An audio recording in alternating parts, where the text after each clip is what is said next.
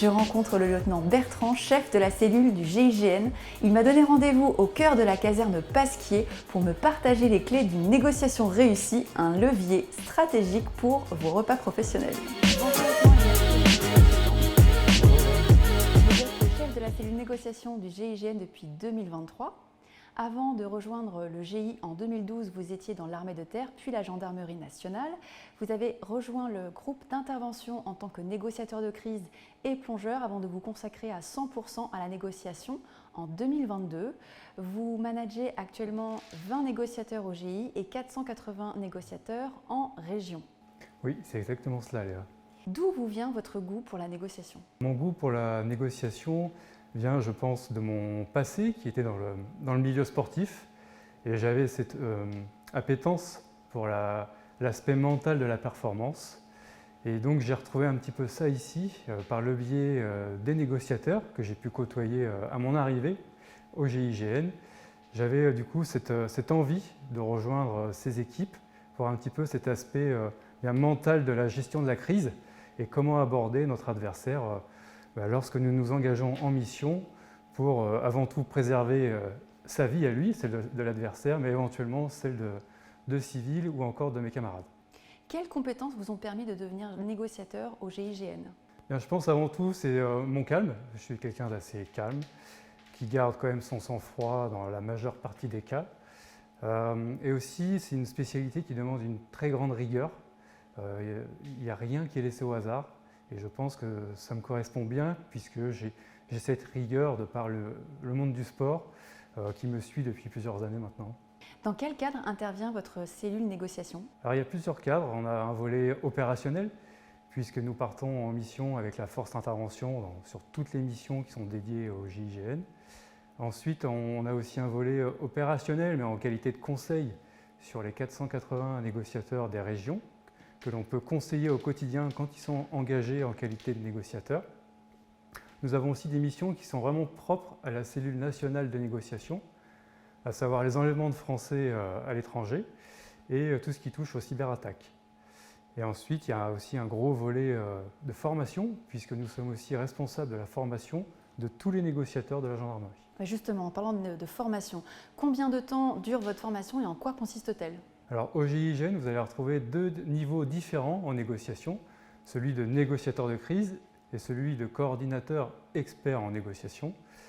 Pour ce faire, le premier niveau, celui de négociateur de crise, vous allez avoir plusieurs sessions de stage basées sur de la théorie et de la pratique qu'il faut forcément valider ensuite en mission. Et en général, les négociateurs mettent environ 5 ans, oui, c'est ça, pour valider ce premier niveau.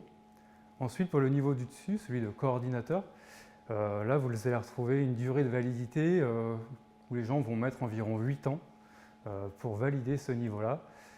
Voilà, c'est une matière qui nécessite de l'expérience et donc on ne peut pas dire à quelqu'un qui sera négociateur de crise validé comme ça au bout d'un an, puisqu'il va avoir besoin vraiment d'être engagé sur tout le panel de missions du GIGN.